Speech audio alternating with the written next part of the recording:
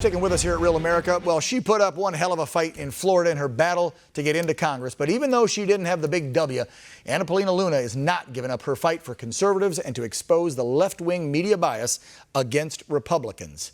I want to welcome her back to the show. Hi, Anna. How are you? Good. How are you doing today? Good, good. So we had you on the show right before. I was hoping I'd get to say congratulations, but sometimes it doesn't go our way. I was sitting right where you're sitting a few years back in my bid. Talk to me about your new mission, though, because I see you are very vocal now about fighting back not only against the lamestream media, but social media for trying to suppress conservatives' voices.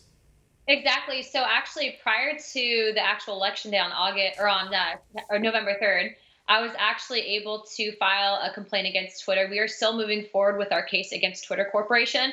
And what we're seeing right now, and you're getting a perfect example of it with the presidential election, is you have the mainstream media, big tech, working to suppress information, truthful information at that, and really spinning it as Republicans being these conspiracy theorists, even though we're putting forward the evidence of literally a fraudulent election that's occurring right now in the United States of America. So I haven't given back up on that fight. I am taking that fight directly to Washington, D.C., and never say never with Congress, because there's always 2022.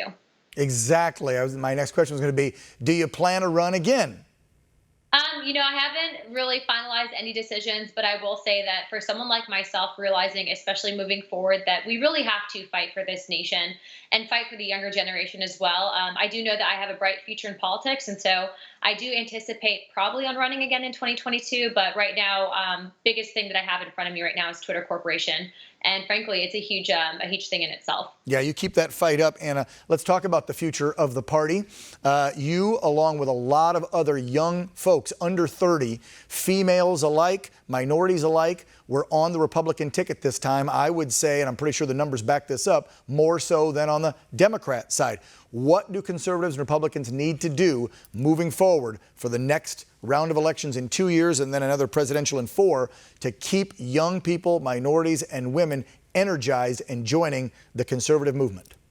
Well, I will say that part of the reason why you saw that big shift and a lot of momentum from different candidates, not your traditional establishment Republicans, is because that whole concept of Trump being an elected official really showed, I think, your average Americans that if you work hard enough for it, you can attain. And so that's why we saw that big shift.